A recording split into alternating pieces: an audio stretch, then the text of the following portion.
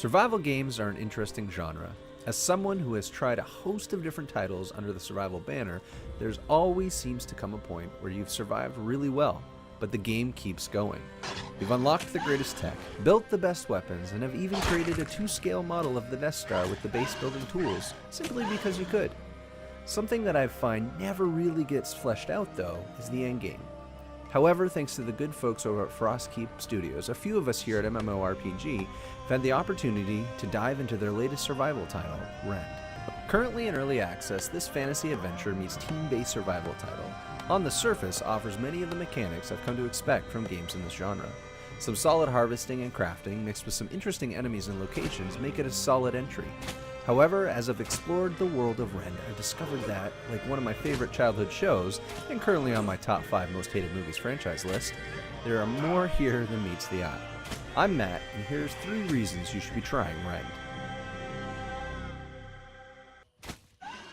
Unlike many other games in the survival genre that essentially become about who can rule the server with the biggest guild, while all the other players run and hide, Rend is designed from the ground up with team play in mind. The map is essentially divided into 3 sections, with each being a mirror of the other 2. At the center of each, you will find your faction's stronghold, which houses the team's resources, crafting stations, and spirit tree, which acts as a vault for your team's points. Each team works to build up and defend their base, which will be open to raids from both AI and other factions at key moments during the game. Players work together to share tech, resources, and your battling or engineering prowess to defend your stronghold. Ultimately, collecting wisp-like creatures in the wild and depositing them at your tree, or stealing them from other factions' strongholds, is the key to the final victory, which really is actually a great segue to my next point. Rend has an end game. The servers work in cycles with a clean slate reset happening after a set amount of time. A faction winner is determined based on the amount of wisps collected during the playthrough. As I've only spent a few hours in the game at this point, one of the first things that I've noticed is that camaraderie forms really quickly. Not only is this a nice feature, but it really is a mandatory part of being successful. Having a focused goal, a time limit, and mechanics that essentially make everything you do contribute to your faction really brings the team together quickly. At the moment, a faction victory means that players get rewards that can be used on the next server cycle, creating some persistence even after a server reset. It's an interesting system that offers something I've never yet experienced in the genre. Many games in the survival genre allow you to focus in on a set of crafting skill trees so as to contribute to your guild or faction, but because of their endless nature, eventually you really do end up maxing out all of the skill trees, and then you go on to build the aforementioned Death Star. And Rend, however, due to the cyclical nature of the servers, you really do need to specialize in order to succeed, and as such, the mechanics lend themselves to that design. Want to be the best harvester on your faction? Great, you're needed.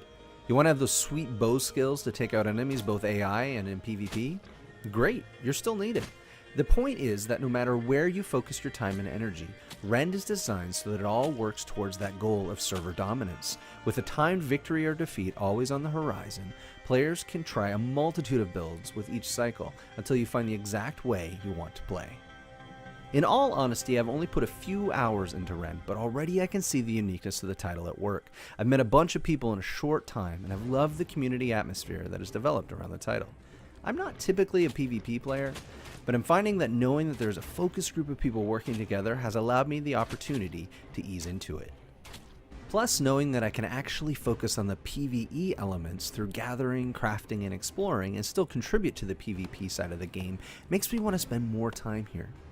Yes, the game is in early access, and there's still a lot of work to be done, but this title has loads of potential. So be sure to head over to the Rend Steam page posted in the description for more information on the title, and be sure to hit that like and subscribe button if you'd like to see more videos like this. I'm Matt, and thanks for watching.